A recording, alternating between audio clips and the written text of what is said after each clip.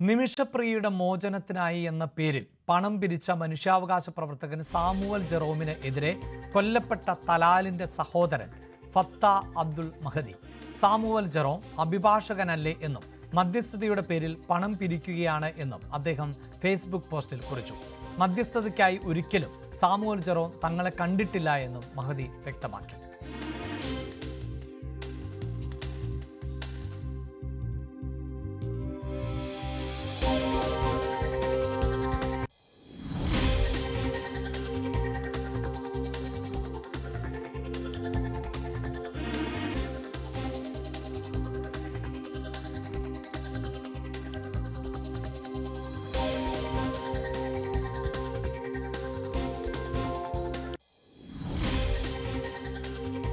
ഇതിനിടെ യമനിലെ പ്രതിനിധികളുമായി ആശയവിനിമയം തുടരുകയാണ് കാന്തപുരം AP അബൂബക്കർ മുസ്ലിയാർ.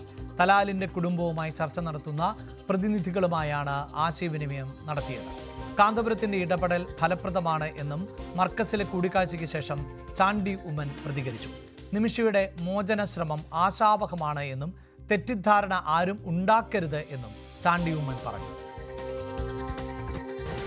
അപ്പോൾ അദ്ദേഹത്തിൻ്റെ വലിയ ഒരു ധാർമ്മികമായും മാനുഷികമായിട്ടുള്ളൊരു പ്രവർത്തനം ഇതിനകത്തുണ്ടായിട്ടുണ്ട്.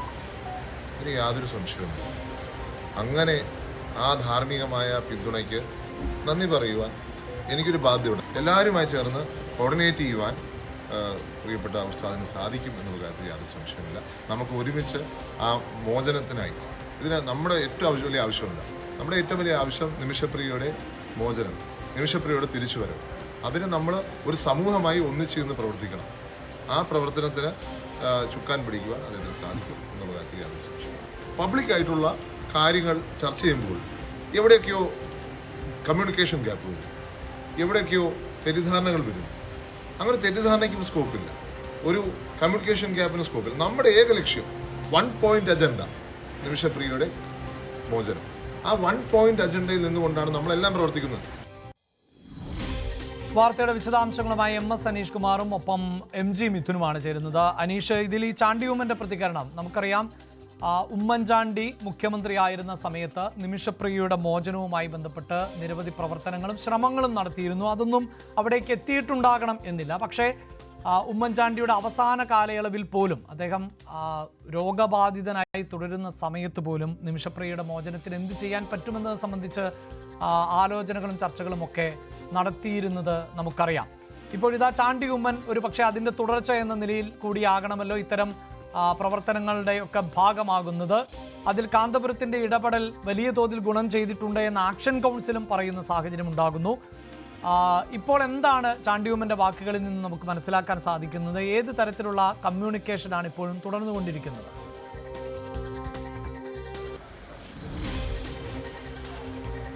അഭിലാഷ്, ചർച്ചകളിൽ വലിയ തോതിലൊരു പുരോഗതി കഴിഞ്ഞ കുറച്ച് ദിവസങ്ങളായാണ് ഉണ്ടായിരിക്കുന്നത്. തീർച്ചയായും മരണശിക്ഷയ്ക്കുള്ള തീയതിയും കുറിച്ച് കാത്തിരുന്ന ഒരാൾ തൂക്കുകാരിൽ നിന്നും വളരെ യാദൃശ്ചികമായി അല്ലെങ്കിൽ ഏറ്റവും ഒടുവിലത്തെ നിമിഷം രക്ഷപ്പെട്ടു എന്നതിൻ്റെ വലിയ ആശ്വാസം മലയാളികളായ എല്ലാവർക്കും അല്ലെങ്കിൽ ഈ രക്ഷാപ്രവർത്തനത്തിൽ ഏർപ്പെട്ടിരിക്കുന്ന എല്ലാവർക്കും ഉണ്ട് എന്ന് ചാണ്ടി ഉമ്മൻ പറഞ്ഞു. തൻ്റെ പിതാവ് മുൻ മുഖ്യമന്ത്രിയായ ഉമ്മൻചാണ്ടിയുടെ ഏറ്റവും അവസാന ആഗ്രഹങ്ങളിൽ ഒന്നായിരുന്നു നിമിഷപ്രിയയുടെ മോചനം. അതുമായി ബന്ധപ്പെട്ട ഏറെ പ്രവർത്തനങ്ങൾ അദ്ദേഹം ചെയ്യുകയും ചെയ്തു. പക്ഷേ അതൊന്നും അത് വിജയം കാണാൻ കഴിയാത്തൊരു സാഹചര്യമുണ്ടായി. പിന്നീടാണ് കാന്തപുരം ഈ സംഭവത്തിൽ ഇടപെടുകയും പിന്നീട് വലിയ പുരോഗതി ഇക്കാര്യത്തിൽ ഉണ്ടാവുകയും ചെയ്തു. പക്ഷേ ഇപ്പോഴും ഈ ചർച്ചകളുമായി ബന്ധപ്പെട്ട ഓരോ നിമിഷത്തെയും വിവരങ്ങൾ പുറത്തുവിടാൻ കഴിയാത്തൊരു സാഹചര്യമുണ്ട് എന്ന് നേരത്തെ കാന്തപുരവും ചാണ്ടി ഉമ്മനും ഒക്കെ വ്യക്തമാക്കുന്നു. കാരണം ഇവിടെ വിടുന്ന ഓരോ വിവരങ്ങളും അല്ലെങ്കിൽ ഇവിടെ നടക്കുന്ന ഓരോ ചെറു വിജയങ്ങളും അത് വലിയ നേട്ടങ്ങളായി ആഘോഷിക്കപ്പെടുന്നു എന്നാണ് ഈ തലാലിൻ്റെ കുടുംബത്തിലെ അല്ലെങ്കിൽ കുടുംബാംഗങ്ങൾക്കിടയിൽ ഉണ്ടാകുന്ന ധാരണ.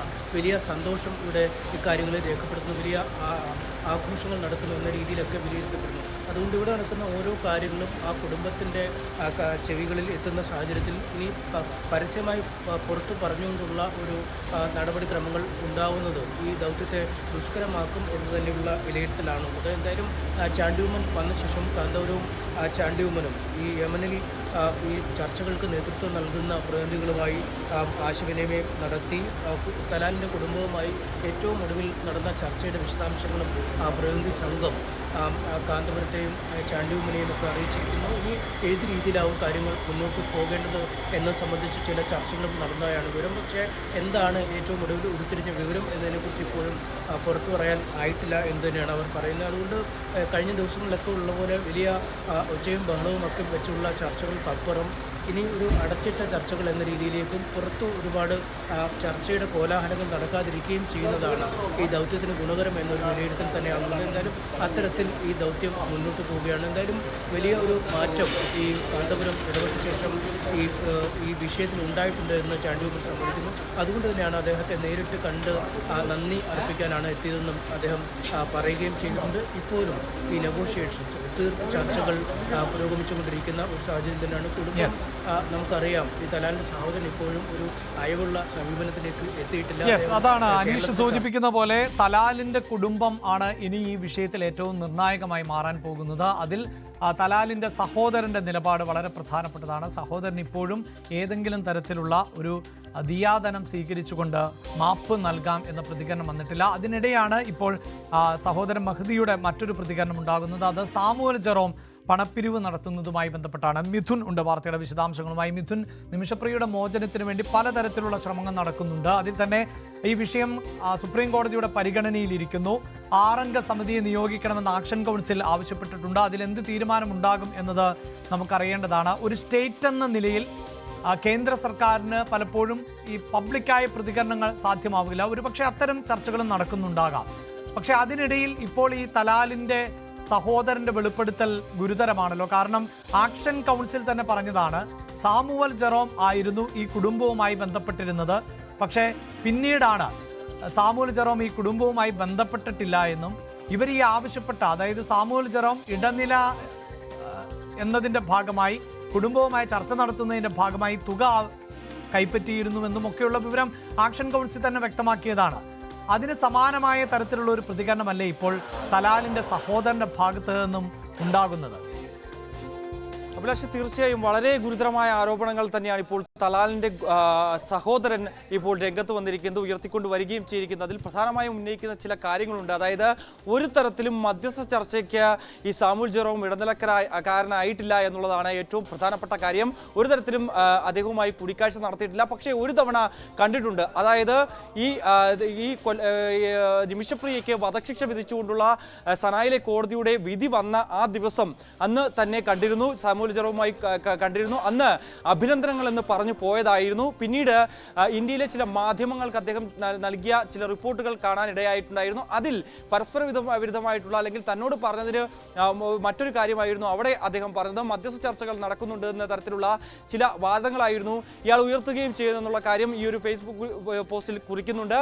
മറ്റൊന്ന്, ഈ മധ്യസ്ഥ ചർച്ചയിൽ ചില അഡ്വാൻസുകൾ ഇയാൾ വാങ്ങിയിട്ടുണ്ട്. പല മേഖലകളിലും പണപ്പിരിവുകൾ നടത്തിയിട്ടുണ്ട്. അതിൻ്റെയൊക്കെ തെളിവുകളടക്കം പുറത്തു കൊണ്ടുവരുമെന്ന് കൂടി ഈ മെഹദി ചൂണ്ടിക്കാണിക്കുകയും ചെയ്യുന്നുണ്ട്. അതായത് അഡ്വാൻസ് ആണ് ചൂണ്ടിക്കാണിച്ചുകൊണ്ട് ഏറ്റവും ഒടുവിൽ $40,000 ഇദ്ദേഹം കൈപ്പറ്റിയിരുന്നു. ആ തുക ഒരു തരത്തിലും തങ്ങളുടെ കുടുംബത്തിന് ലഭിച്ചിട്ടില്ല. അത്തരത്തിലുള്ള ഒരു ആവശ്യവും ഒരു തരത്തിൽ തങ്ങൾ മുന്നോട്ട് വെച്ചിട്ടില്ല. മറ്റൊന്ന്, ഈ മധ്യസ്ഥ ചർച്ച എന്ന പേരിൽ പണം ആവശ്യപ്പെട്ടിട്ടുണ്ട്. അതായത് നിമിഷയുടെ പക്കൽ നിന്ന്, നിമിഷയുടെ കുടുംബത്തിന്റെ കയ്യിൽ നിന്ന് പണം വാങ്ങി നൽകാമെന്ന രീതിയിലുള്ള ചില കാര്യങ്ങൾ ഇദ്ദേഹം മുന്നോട്ട് വെച്ചിട്ടുണ്ടായിരുന്നു.